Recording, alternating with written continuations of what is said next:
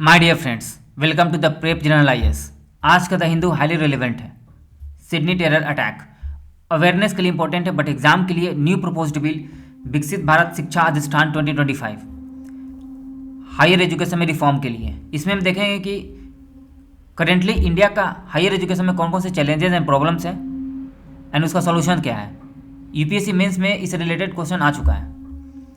Then we will see a very important editorial related to separation of power and judiciary. Judiciary का main focus होनी चाहिए कि कैसे constitutionalism को protect करें, ना कि लॉ मेकिंग करें। इसमें कुछ सुप्रीम कोर्ट के प्रीवियस जजमेंट देखेंगे। Common cause case 2008, then Kaushal Kishore case 2023। ये मेन से आंसर राइटिंग में कोट करने पर मार्क्स स्काई रॉकेट की तरह इंप्रूव करेगा। Then international relations, IR, India Ethiopia relationship, इसको people to people, geostrategic, economic, defence, सारे एंगल को मल्टी डायमेंशनली एनालाइज करेंगे। देन यूपीएससी का फेवरेट इन्वायरमेंट टॉपिक मीथेन, उसका सोर्स और कम्बेटिंग स्ट्रेटेजी। फिर न्यूज़ फॉलोअप करेंगे, थाईलैंड कंबोडिया क्या चल रही है रिसेंटली, एंड नेटो और यूक्रेन के बीच का न्यूज़ फॉलोअप।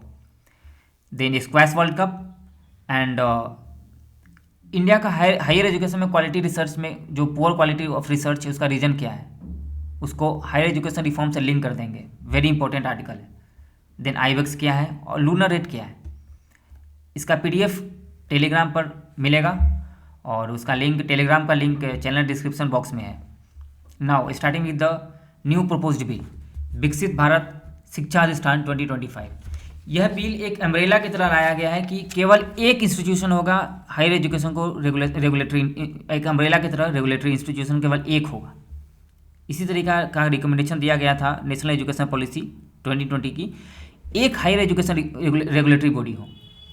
तो government of India one regulatory body नाम होगा उसका विकसित भारत शिक्षा अधिष्ठान, VBSA।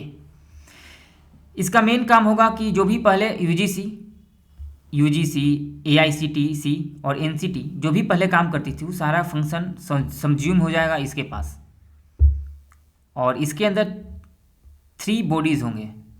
पहला बॉडी होगा रेगुलेटरी विनियम, विकसित भारत विनियम परिषद, 12 मेंबर के होंगे ईच, और 12 मेंबर के होंगे विकसित भारत शिक्षा अधिनियम।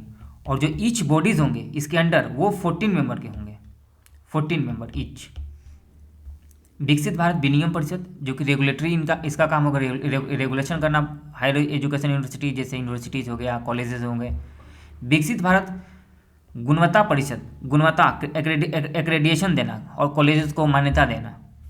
फिर विकसित भारत मानक परिषद, ये स्टैंडर्ड तय करना कि क्या स्टैंडर्ड होनी चाहिए एजुकेशन का, क्वालिटी का, रिसर्च का क्वालिटी क्या होनी चाहिए, ये तय करेगा तीनों मिलकर। और एक और चेंजेज हुआ है इसमें कि जो पहले यूजीसी ग्रांट देती थी यूनिवर्सिटीज़ को, वो अब ग्रांट मिनिस्ट्री ऑफ एजुकेशन देगा। इससे कंसर्निंग इशूज़ ये है कि सेंट्रलाइजेशन इंक्रीज कर जाएगा, क्योंकि अब मिनिस्ट्री ऑफ एजुकेशन गवर्नमेंट का टोटली कंट्रोल होगा फाइनेंस में। और अगर ये नया बॉडी जो बना है विकसित भारत शिक्षा अधिष्ठान, उसके पास अगर फाइनेंस के पावर नहीं रहेगा तो इसको एक क्रिटिसाइज कर सकते हैं कि टूथलेस बॉडी, मतलब जिसके पास चबाने के लिए दांत नहीं है, बस बोलने के लिए, नियम पास करने के लिए और रेगुलेशंस को पास करने के लिए। इस न्यूज़ का मेन एम है कि रेगुलेशन को सिंप्लीफाई करना, क्वालिटी इंप्रूव करना, हायर इंस्टीट्यूशंस, कॉलेजेस, यूनिवर्सिटीज़ को एम्पावर करना, ज़्यादा क्वालिटी इन्हेंसमेंट करना।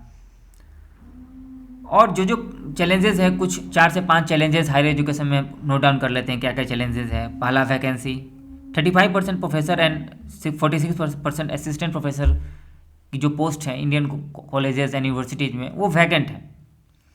National assessment and accreditation council का एक डेटा है कि 68% जो कॉलेजेस हैं, यूनिवर्सिटीज़ है, वो या तो मिडिल या पुअर क्वालिटी में आते हैं। 68%, नियरली टू 70% मिडिल और पुअर क्वालिटी में आते हैं higher education. Third data, India barely, मतलब मुश्किल से 2.5% बजट का एजुकेशन पर खर्चा करता है। और वन इंपॉर्टेंट डेटा कि 65% जो यूजीसी का जो ग्रांट जाती थी वो मेनली सेंट्रल यूनिवर्सिटी की जाती थी, IIT, higher education, IIS, IITs, IIM. तो सेंट्रल यूनिवर्सिटी को ज़्यादा ग्रांट जाती थी, और lower institutions like state universities जो हमारे डिस्ट्रिक्ट में होते हैं, स्पेशली मेरे डिस्ट्रिक्ट का यूनिवर्सिटी का हाल तो एकदम बेहाल है, टूटा फटा। तो हर स्टेट में ऐसे ही होते हैं कि जो स्टेट यूनिवर्सिटी का जो इंफ्रास्ट्रक्चर है तो वो तो गया है ही, लेकिन उसका जो एजुकेशन का जो स्टैंडर्ड वो भी सही नहीं है। टीचर्स अपॉइंट करते हैं एड हॉक बेसिस पर कि जो भी नया अंडर ग्रेजुएशन पोस्ट ग्रेजुएशन कर लिया उसको रख लेते हैं टीचिंग करने के लिए। तो टीचिंग का वैकेंसी है, फंड की कमी है जिसके कारण अपॉइंट नहीं कर पाते हैं सही। और वन तो एक और रीज़न हम नोट डाउन कर सकते हैं कि प्राइवेटेशन होने से क्या इम्पैक्ट हो रही है एजुकेशन सिस्टम पर। प्राइवेटेशन हो रही है और विड्रॉल ऑफ पब्लिक सेक्टर हो रही है एजुकेशन से, स्पेशली हायर एजुकेशन से पब्लिक सेक्टर का विड्रॉल हो रहा है। पब्लिक सेक्टर अपना कॉलेजेस बंद कर रही है और प्राइवेट कॉलेजेस खुल रही है। क्वालिटी ही नहीं है पब्लिक सेक्टर के पास। उससे क्या है कि प्राइवेट इंस्टीट्यूशन बढ़ रहे हैं। अब प्राइवेट इंस्टीट्यूशन के बढ़ने से एजुकेशन बिजनेस की तरह काम करने लग गया है। उनका मेन पर्पस होता है डिग्री दो बस। सोल्यूशन क्या है कि जीडीपी का 6% एजुकेशन पर खर्चा होना चाहिए, और जो भी चैलेंजेस है उसको आप अगर कम्प्लीमेंट कर दो तो सोल्यूशन है वैकेंसी फुलफिल कर दो, क्वालिटी इंप्रूव करो, इंफ्रास्ट्रक्चर इंप्रूव करो, टीचर का अपॉइंटमेंट करो, प्रोफेसर का अपॉइंटमेंट करो बेसिस पे कि मेरिट के बेसिस पे थी जो मानक स्टैंडर्ड तय होता है। न्यू बॉडी कैसे इंप्रूव करेगा ये आप उसको लिंक कर सकते हो कि जो भी मानक जैसे स्टैंडर्ड तय करा जाए, वहाँ का उच्च इंस्टीट्यूशन का रिसर्च कैसा है, एजुकेशन क्वालिटी कैसा है, इंफ्रास्ट्रक्चर कैसा है, उसी बेसिस पे स्टैंडर्ड तय हो, मानक तय हो, एक्रेडिटेशन तय हो। मतलब एक्रेडिटेशन मतलब उसको मान्यता देना और प्रॉपर रेगुलेशन हो। I think we have cover some points. इतना पॉइंट्स कवर कर लिए हैं कि मेन सेंस राइटिंग में लिखा जा सकता है। Next very important editorial. इसमें कहना है कि रिसेंटली सुप्रीम कोर्ट एक जजमेंट पास किया था, उसमें रेगुलेशन ऑफ ऑनलाइन कंटेंट कि ऑनलाइन कंटेंट को कैसे रेगुलेट किया जाए। जो रणबीर अहलाबादिया केस हुआ था वो बैकग्राउंड है इसका जजमेंट का, कि सुप्रीम कोर्ट रिसेंटली रेगुलेशन ज़्यादा पास कर रही है कि ये कर दो, ऐसी होनी चाहिए, नया बॉडी बना दो। तो इसका इस एडिटोरियल का जो बैकग्राउंड है उसमें कहा गया है कि रणबीर अहलाबादिया के केस में जो सुप्रीम कोर्ट ने बोला था कि एक नया बॉडी बना दो जो ऑनलाइन जो कंटेंट है उसका रेगुलेट करे। तो इसमें एडिटोरियल में इनका कहना है कि फ्रीडम ऑफ स्पीच जो आर्टिकल 19(1)(a) के द्वारा दिया गया है, this is a basis of democracy. इसके साथ कोई खिलवाड़ नहीं होनी चाहिए। और फ्रीडम ऑफ स्पीच तो जो रेगुलेशन है, जो फ्रीडम ऑफ स्पीच पे जो कंस्ट्रेंट है आर्टिकल 9(2) वो भी लिमिट होनी चाहिए, उसको बढ़ाना नहीं चाहिए। इनका कहना है, दूसरी बात इनका कहना है कि ऑलरेडी इंडियन लॉ में इतने सारे अवेलेबल लीगल फ्रेमवर्क है जिसके तहत रेगुलेशन हो सकती है। आपको फर्दर रेगुलेटरी बॉडी बनाने की ज़रूरत नहीं है। आप बस अपने कॉन्स्टिट्यूशनल जो भी जजमेंट है उसको उस पर फोकस कीजिए। और फिर कॉमन कॉज केस क्या बोलता है कि जुडिशरी का लिमिटेशन टेक्निकल एक्सपर्टाइज। जुडिशरी के पास इतने एक्सपर्टाइज नॉलेज नहीं होता है कि हर एरिया में जाकर आप इंटरफेयर कर सकते हैं। हर एरिया का अपना टेक्निकल एक्सपर्टाइज होता है, और आपको सेपरेशन ऑफ पावर को भी रिस्पेक्ट करना चाहिए। और इसमें सुप्रीम कोर्ट ने उसमें बोला था कि हम इतने ज़्यादा एक्सपर्टाइज नहीं है, आपस में सेपरेशन ऑफ पावर को भी रिस्पेक्ट करेंगे, और हर मामले में कोर्ट का इंटरफेरेंस नहीं होनी चाहिए। जो लेजिस्लेटिव के जैसे लॉ मेकिंग में लेजिस्लेटिव का ही रोल होनी चाहिए, उसमें आपका जुडिशरी का रोल नहीं होनी चाहिए, लिमिटेड होनी चाहिए, सॉरी।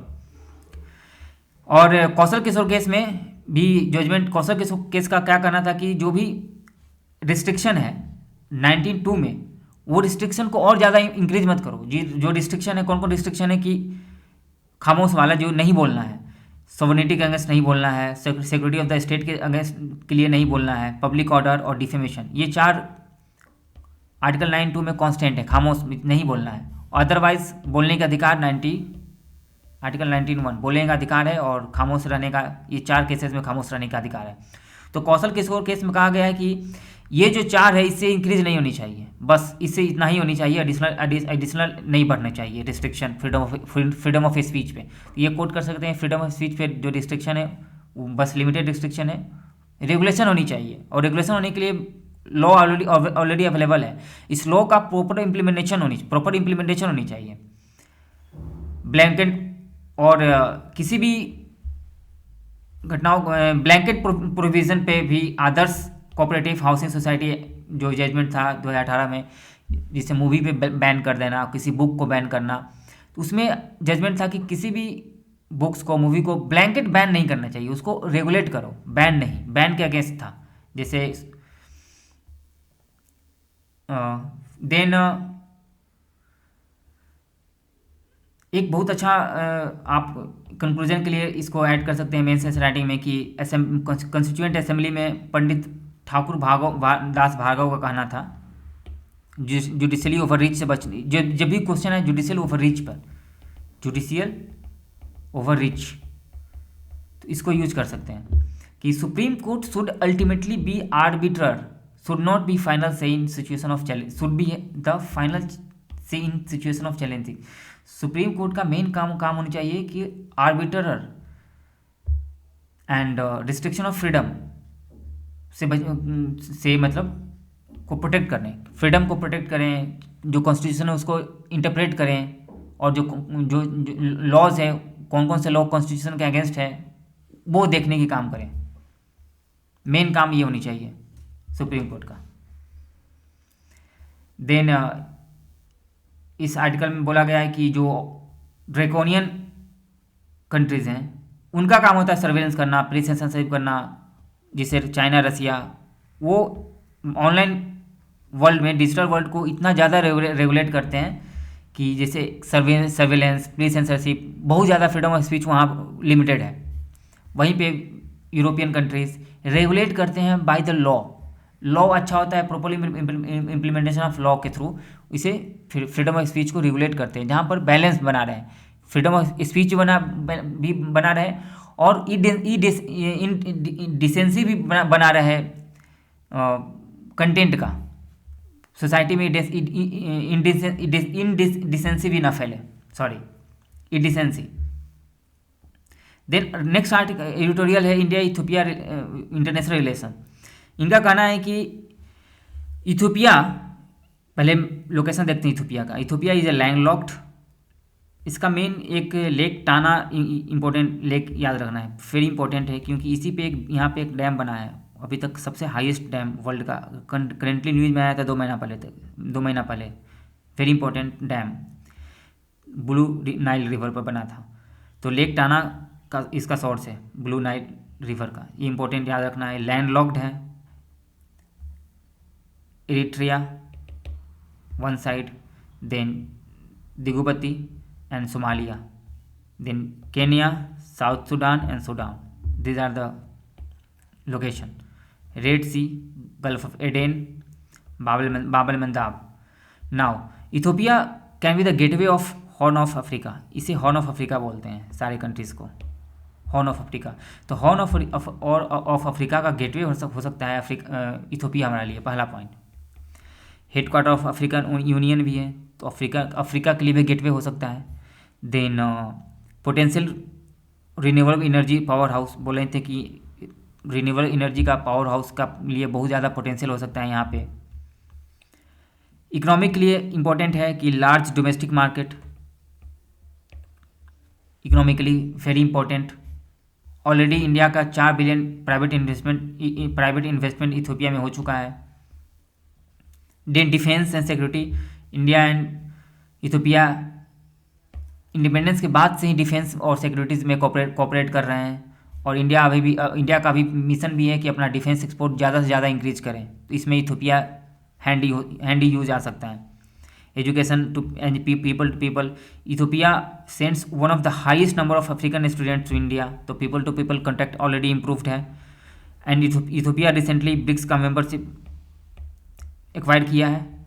और ग्लोबल साउथ का, इंडिया का जो ग्लोबल साउथ का लीडरशिप करने का जो सपना है उसमें भी इथोपिया एक इम्पोर्टेंट पार्टनरशिप बन सकता है. इस रिसेंटली ब्रिक्स मेंबरशिप एक्वायर हुआ है इथोपिया को. सोल्यूशन में क्या बोला गया है कि India could be updating bilateral agreement such as double taxation avoidance agreement. Solution में क्या है कि डबल टैक्सेशन अवॉइडेंस एग्रीमेंट है उसको अपडेट करने के लिए. बायलैटरल ट्रीटी इन्वेस्टमेंट, ये क्या होता है? डबल टैक्सेशन अवॉइडेंस एग्रीमेंट क्या होता है कि कोई भी इंडस्ट्री है इंडिया में है और मल्टीलेटरल इंडस्ट्री है इंडिया में है और इथोपिया में दूसरे कंट्री में काम कर रहा है, तो उस पर डबल टैक्सेशन नहीं लगेगा अगर दो कंट्री के बीच में वो एग्रीमेंट है. तो जो टैक्स इनकम पर एक कंट्री के इनकम पर इंडिया में लगा है वो उसी इनकम पर दूसरे कंट्री जैसे इथोपिया में नहीं लगेगा. ऐसा एग्रीमेंट इंडिया ने रिसेंटली मालदीव के साथ नहीं किया था रिसेंटली मॉरिशस के साथ. एग्जैक्टली मॉरिशस के साथ ये एग्रीमेंट सक्सेसफुल हुआ है बायलैटरल टैक्सेस. इससे क्या है, और सिंगापुर एक और एग्रीमेंट सिंगापुर के साथ. इससे क्या है कि इन्वेस्टमेंट एक दूसरे में ज़्यादा इंक्रीज होते हैं और ट्रेड भी इंक्रीज होता है. बायलैटरल इन्वेस्टमेंट ट्रीटी कोई भी अपडेट करने की बात चल रही है. इससे क्या है कि इकोनॉमिकली ज़्यादा बूस्ट मिलेगा, दोनों कंट्री का ट्रेड को बूस्ट मिलेगा. ओवरऑल इथोपिया इंडिया के लिए बहुत इंपॉर्टेंट पार्टनरशिप है, जियो स्ट्रेटेजिक है इस एरिया में. और भले ही लैंड लॉक्ड है लेकिन रिसेंटली वो दिगुबती के थ्रू इसका ओपनिंग, अब वो रिसेंटली सोमालिया के साथ भी अपना नेगोशिएशन करके एग्रीमेंट करके ओशियन का एक्सेस गेन कर रहा है. सोमालीलैंड यहाँ पे सोमालीलैंड के साथ एक्सेस कर रहा है. सोमालीलैंड बहुत इंपॉर्टेंट एक बार यूपीसी प्रीलिम्स में आ चुका है. नाउ मीथेन, इससे क्या है कि मीथेन का यूपीसी के लिए वेरी इंपॉर्टेंट टॉपिक है. मीथेन के बारे में बहुत बार क्वेश्चन आ चुका है प्रीलिम्स में कि सोर्स क्या है, कॉम्बैटिंग स्ट्रेटेजी क्या है. तो व्हाट फ्यूल्स लैंडफिल, लैंडफिल में कभी कभी आग लग जाता है. तो लैंडफिल में आग क्यों लग जाता है? पहला, what is 84 times more potent then carbon dioxide. Carbon dioxide से भी 84 टाइम्स ज़्यादा हानिकारक है, डेंजरस है, वो है मीथेन. Answer is methane. दो question. Then naturally generated naturally by decomposing organic matter. Organic matter का जो नेचुरल डिकम्पोजिशन होता है उससे मीथेन का प्रोडक्शन होता है. मीथेन लैंडफिल्स में जो भी ऑर्गेनिक लैंडफिल्स में पूरे कचरे में जो ऑर्गेनिक सा डिकम्पोजिशन होता है उससे मीथेन का प्रोडक्शन होता है. जब रीस करता है, जब लीक करता है तो उसमें उसी से आग लगता है. Methane is highly flammable. फिर मीथेन कहाँ कहाँ पाया जाता है कि मीथेन इसमें बस लैंडफिल से रिलेटेड इशू डील है. मीथेन और पाया जाता है वेटलैंड्स में. मीथेन पाया जाता है राइस फील्ड्स, जो वहाँ पर जब भी डिकम्पोजिशन होता है राइस फील्ड पानी से ओवरफ्लो होता है, वहाँ पर मीथेन का प्रोडक्शन होता है. मीथेन का प्रोडक्शन वेटलैंड में हो गया. फिर रूमिफिकेशन, जो कैटल रूमिफिकेशन करते हैं उससे मीथेन का प्रोडक्शन होता है. नाउ यहाँ पे बोला गया है कि लैंडफिल्स और जो वेस्ट जनरेशन से मीथेन का प्रोडक्शन हो रहा है वो कितना हानिकारक है. डेटा है 15% emission for the waste sector. India का मीथेन का 50%, अराउंड 15% इंडिया इमिशन, जब मीथेन का जो इमिशन होता है उसका वेस्ट से 50% है, अनलाइक एग्रीकल्चर, एनर्जी. ठीक है, इसके लिए सबसे पहले सॉल्यूशन के लिए स्वच्छ भारत मिशन को हम लाए थे वेस्ट सेग्रीगेशन के लिए और वेस्ट हैंडल के डिस्पोजल के लिए, स्वच्छ भारत मिशन. देन कैसे लैंडफिल को ज़्यादा इंजीनियरिंग तरीक़ा से लैंडफिल डंपिंग साइट को इन्हेंस करें. इंजीनियर लैंडफिल को ओपन लैंडफिल ना रख कर या तो उसे डिग कर ज़मीन में गाड़ दें या फिर साइंटिफिक तरीक़ा से उसे डिस्पोजल करें, सेग्रीगेट करें, उसका वेस्ट टू एनर्जी में कन्वर्ट करने के सोचे. अलग अलग स्ट्रेटेजी है मीथेन का यूटिलाइज करने का. Then one more solution is कि इंस्टीट्यूशनल इंटीग्रेशन होनी चाहिए. अर्बन लोकल बॉडीज़ और अदर जो बॉडीज़ हैं, इंस्टीट्यूशंस है, pollution control board, municipal board, state का जो बोर्ड, वो सारे एक साथ कोऑर्डिनेट कर कर काम करें इस फील्ड में। रिन्यूएबल एनर्जी का जो मिनिस्ट्री है वो वेस्ट टू एनर्जी में कन्वर्ट करने के लिए मीथेन को या फिर वेस्ट ऑर्गेनिक वेस्ट को वेस्ट टू एनर्जी में कन्वर्ट करके आप कोल गैस बना सकते हैं। और स्कीम का इंटीग्रेशन हो वहाँ पे भी, ये भी जैसे कि वेस्ट टू एनर्जी करना, बायो सीएनजी बनाना। गोवर्धन गैस का यूटिलाइज किया गया इंदौर में। इंदौर सबसे हाईली रैंक 1 आता है स्वच्छ भारत मिशन का जो रैंकिंग, उसमें Govardhan scheme to set up bio CNG plant from the waste. ये एग्जांपल है कि कैसे आप इस स्कीम को इंटीग्रेट करके बायो सीएनजी प्लांट वेस्ट से बनाया गया। तो ओवरऑल दिस आर्टिकल का कहना है कि वेस्ट से मीथेन निकलता है। 50% डेटा है। मीथेन से क्लाइमेट चेंज होता है और प्लस में लैंडफिल से सॉइल पोल्यूशन भी होता है, वाटर पोल्यूशन भी होता है। ओवरऑल मीथेन का कैसे सोल्यूशन करें जिससे कि सारे फाइट करें। मीथेन को जो भी ऑर्गेनिक वेस्ट है उसको कन्वर्ट कर दें एनर्जी में, वेस्ट टू एनर्जी फॉर्म में, उसको प्रॉपर डिस्पोजल करें। म्यूनिसिपल जो बॉडीज़ है, अर्बन लोकल बॉडीज, उसको इतना स्ट्रेंथन करे कि सेग्रीगेशन करे, डिस्पोजल अच्छा सोर्स पे ही डिस्पोजल का सेग्रीगेशन हो, डिस्पोजल साइंटिफिक तरीका से डिस्पोजल हो और इंस्टीट्यूशनल इंटीग्रेशन हो प्रॉपर स्कीम को इम्प्लीमेंटेशन करने के लिए। स्कीम का इंटीग्रेशन हो जैसे वेस्ट टू एनर्जी, गोवर्धन का स्कीम का जो इंटीग्रेशन इंदौर में किया गया बायो सीएनजी बनाने के लिए ऑर्गेनिक वेस्ट से। नाउ अब थाईलैंड कम्बोडिया में वॉर चल रही है, तो बस इतना बस फॉलो अप करना न्यूज़ की यस चलो थाईलैंड कम्बोडिया में वॉर अभी कर्फ्यू लग चुका है, declare curfew. Next will follow the news again. This important हो जाता है इस फॉलोअप न्यूज़ की। रिसेंटली जेलेंस्की का कहना है कि नेटो ज्वाइन नहीं करेंगे, जिसके लिए यूक्रेन ने फाइट स्टार्ट किया था नेटो को ज्वाइन करने के लिए। नेटो ज्वाइन नहीं करेंगे, बट हमको एक गारंटी दे दो कि वेस्टर्न सिक्योरिटी गारंटी हो वेस्टर्न का रसिया के अगेंस्ट, हमको बस ये गारंटी दे दो, पहला डिमांड। दूसरा डिमांड है कि कोई भी टेरिटरी नहीं देंगे, टेरिटरी नहीं तो मेरा पूरा सॉवरेनिटी का अधिकार होना चाहिए, जितने भी मेरा टेरिटरी वो मेरा लौटा दिया जाए। ये तो होने से रहा, ठीक है। बस इतना ही इसमें इस आर्टिकल का है कि अब नेटो ज्वाइन करने का सपना छोड़ रहे हैं, ठीक है। इसके बाद सीज फायर के लिए तैयार हो जाएंगे। इंडिया एक स्क्वैश वर्ल्ड कप चेन्नई में हुआ है, इसमें इंडिया हांगकांग को हराया है। स्क्वैश वर्ल्ड कप में चेन्नई में हुआ था 3-0 से हांगकांग को। इम्पोर्टेंट हो जाता है प्रीलिम्स के लिए squash World cup. Next news की इस आर्टिकल में कहा गया है कि इंडिया का जो हायर एजुकेशन का रिसर्च है उसमें कॉपी कल्चर बढ़ रहा है।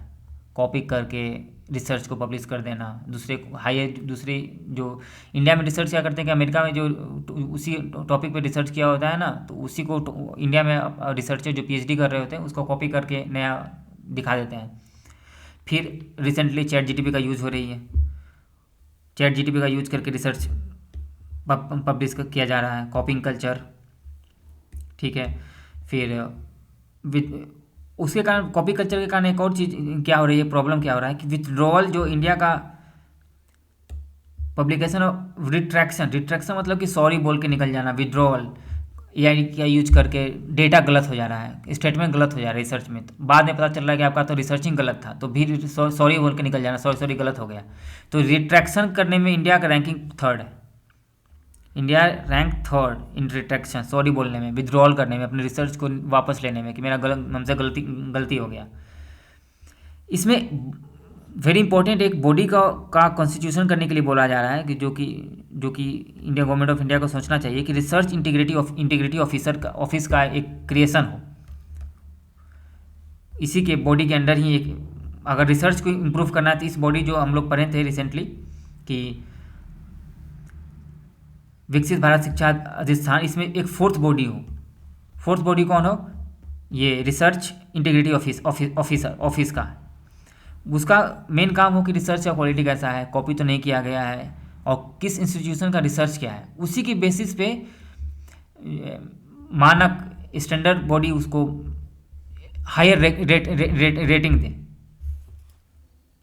एक दूसरे से इंटरलिंक करना है उस आर्टिकल से इसको, और तब एग्ज़ाम में कैसे, ये आर्टिकल पढ़ने का मतलब नहीं है, आर्टिकल कैसे हम यूज़ करने जा रहे हैं एग्जाम में, ये ज़्यादा इंपॉर्टेंट है। इसका एग्जाम में कैसे यूज करेंगे, रिसर्च इंटीग्रिटी ऑफिसर्स का पॉइंट करेंगे, ये देखने के लिए रिसर्च का कितना ऑथेंटिसिटी इंडियन रिसर्च का है कि नहीं है, क्वालिटी क्या है, उसी बेसिस पे उसका स्टैंडर्ड तय होगा और एक रेडिएशन मिलेगा और फंड भी मिलेगा। रिसेंटली एआई का यूज करके कोई फेक डेटा, एआई के कारण फेक डेटा फेक आ जाती है, एआई हेलुजिनेशन में फेक डेटा क्रिएट कर देता है, जो चीज़ें नहीं हुआ होता है। अगर आप वो पूछोगे उससे तो एआई को हेलुजिनेशन कहते हैं, वो उस केस में वो रिस्पॉन्स कर देगा लेकिन फेक डेटा के साथ कर देगा रिस्पॉन्स। ये एक चैलेंजेस आती है। फिर बोला जाता है कि एक दूसरा सोल्यूशन है कि पेनल्टी इम्पोज कर दो, जो कोई भी अगर डेटा फेक रिसर्च अगर पब्लिश होता है तो उस पर इंस्टीट्यूशन पे ही पेनल्टी दे दो, क्योंकि कॉलेजेस का मेन फोकस होता है कि जितना रिसर्च करेंगे उतना ज़्यादा हमको एक्रेडिटेशन मिलेगा, उतना ज़्यादा फंड मिलेगा, उतना ज़्यादा मेरा रैंकिंग बढ़ेगा, क्योंकि NIRF का रैंकिंग का बेसिस है वो रिसर्च पे ही बेसिस है। होता ना कि मीन्स था वो इंड बन गया, तो रिसर्च ही बन गया, मतलब जितना आप रिसर्च पब्लिक करोगे उतना ही आप ज़्यादा highly standard institution, highly rated institution कहलाओगे। तो कॉलेज का कहना है कि ठीक है जितना रिसर्च हो सके पब्लिश करो। ये मैटर नहीं करता कि आपका क्वालिटी क्या होनी चाहिए रिसर्च का। तो ये बहुत ही मतलब स्ट्रेटेजी गलत कर गया, बैकफायर कर गया स्ट्रेटेजी से बोल सकते हो। यहाँ तक कि उसको कॉलेज पे या फिर उस इंस्टीट्यूशन पे या फिर उस यूनिवर्सिटी पे पेनाल्टी इम्पोज कर दो अगर गलत रिसर्च को अप्रूव करता है तो। और ultimately there is a highly need to research integrity officer, उसी बिल में एक चौथा इंस्टीट्यूशन रिसर्च इंटीग्रिटी ऑफिसर कर दो, क्योंकि रिसर्च के बल पे ही इंडिया विकसित भारत 2047 का सपना पूरा कर सकता है। एक यहाँ पे था कि न्यूबियन आइबेक्स इजराइल का साउथ नेगेव डिजर्ट में घूम रहा है। तो आइबेक्स इंपॉर्टेंट है कि प्रीलिम्स में पूछा जा चुका है Siberian ibex related. Siberian ibex कहाँ होता है, ट्रांस हिमालयन में 3000 से 5000 मीटर हाई रेंज पे होता है, और normally Himachal Pradesh great Himalayan national park में, उत्तराखंड में पाया जाता है, लद्दाख में भी पाया जाता है। एक लूनार केट, चंद्रमा पे बसने का प्लानिंग है ह्यूमन का, USA चाइना इस पे काम कर रहा है कि चंद्रमा पे घर बनाएंगे और ह्यूमन इस्टेब्लिशमेंट बनाएंगे। तो वहाँ पे कैसे घर बनाएंगे, कैसे सीमेंट होगा, कैसे बालू होगा, पानी तो है नहीं वहाँ पे, तो क्या कौन से मटेरियल यूज करेंगे कि प्रॉपर हाउसिंग फैसिलिटी डेवलप हो। तो सूटेबल मटेरियल इन लोग खोजे हैं कि हाँ मटेरियल ये भी होनी चाहिए कि हजारस रेडिएशन से बचाएं, क्योंकि यहाँ तो हमारा UV रेट जो ओजोन के पास है वो UV रेट से बचा ले रहा है हमें, लेकिन मून पे रेडिएशन से कौन बचाएगा। तो वो जो प्रॉपर घर है वो रेडिएशन से प्रूफ भी होनी चाहिए, रेडिएशन प्रूफ हो, अर्थक्वेक प्रूफ हो, वोल्केनो प्रूफ हो। लूनार केट एक इंटरेस्टिंग प्रोमिसिंग मटेरियल का खोज की है। लूनार केट मतलब लूनर ग्रे सॉइल, चंद्रमा पर ही ग्रे का जो सॉइल है उसी को एक प्रोमिसिंग है कि इसका यूज़ हो सकता है घर बनाने में चंद्रमा पे। फिर बाइंडर, उसके लिए बाइंडर का क्या यूज करेंगे, पानी तो है नहीं, तो बाइंडिंग क्या होगा मटेरियल। तो फिर उसके लिए क्या दिमाग लगा रहे हैं कि सरफल को लाइक सीमेंट इसको यूज कर सकते हैं। Again we will see, and that's all for the today. Thanks, do like, share and subscribe. Thank you. I will keep on improving.